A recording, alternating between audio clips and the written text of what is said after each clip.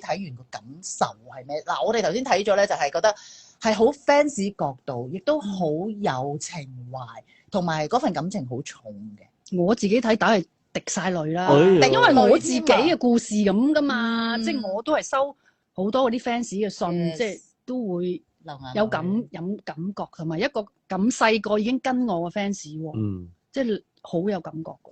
咁如果現實生活入邊咧，如果你 recall 翻，你有冇、即係第一次 fans 嘅信令你流眼淚，仲記唔記得係邊第一次次唔記得幾時流眼淚，但係第一封嘅 fans 信我係記得，係點嘅？好似喺電台做完訪問嗰個人俾我，哦，我直手遞俾我，係。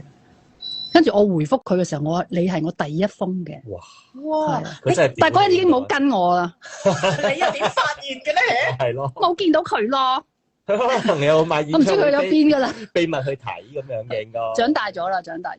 喂，咁嗰陣時你仲係親手回信㗎係嘛？係啊，而家都係㗎，真係會逐封回㗎。咁以前即係而家就可以 email 啊，或者DM 你咁啦。但係以前真係可以係好大量成羅㗎嗰陣咁你時，逐封回嗰陣時係幾袋咁喺晒屋企，我見到佢我已經我死啦，係啊，咁第一封佢講咩啊？你又回咗啲咩啊？唔記得咯，我淨係記得嗰句你係我第一封嘅，哦，咁多年其實係咪我唔記得好多粉絲已經係成為咗好似屋企人咁樣，會交換晒大家嘅一啲心事或者經歷有啊，佢咁樣哋好多秘密講晒俾我聽，係啊，你會點樣去即係回覆佢哋㗎？因為冇得真係坐喺度傾㗎嘛，係嘛？冇㗎，咁咪逐句回覆咯，即係佢問咩咪答佢咁樣咯。即係佢遇到啲咩事，even 佢腳生瘡，佢都會問我㗎啦。咁你會同佢講？係啊，你去睇醫生啦，咁樣。心理醫生啦，醫生啦，咩都係啦，自己。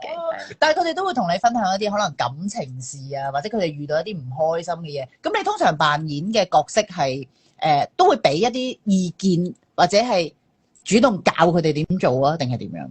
因為佢哋會好聽偶像講嘅嘢㗎嘛。好聽話，我都係分析件事咯，係咯。咁但係即係決策，即係點樣做，佢自己諗咯。係，亦都唔會一律叫你分手，唔會，唔會叫人分手嘅。不過通常唔係講呢啲感情事，通常係講公事上嘅嘢嘅。佢哋轉唔轉工啊，或者邊度讀書啊，即係呢啲咁樣，好少啊。感情都有，但係。費事講啦，即係要生要死嗰啲都有㗎。係咯，呢啲要好小心處理㗎嘛，有時都係啊，咁都係盡量去疏解下佢哋咯嚇。其實而家30年咧，可以真係以前曾經收過 Kelly 回信嘅，或者曾經拎翻晒出嚟。係啊，我覺得呢單嘢就會好拎嚟紅館，哇！搭起佢，究竟有幾多？你嘅設立一個萬人信箱喎，咁 Kelly。因為大家擺翻個信箱嗰度，真喎，或者係佢而家寫翻出嚟啊！當日就係因為我收到你嘅鼓勵啊，甚至係你嘅分析啊，我做咗一個咩決定簽個名都好啦，真喎，有啊，好多真係回咗好多，一定有。佢所以嘅 MV 其實係有呈現翻嘅，即係佢有回信寫翻俾大家封信咁樣。我懷疑阿星能夠寫得出呢個故事咧，可能佢當日就寄個信俾你咯。佢又唔似會寫信，係咩？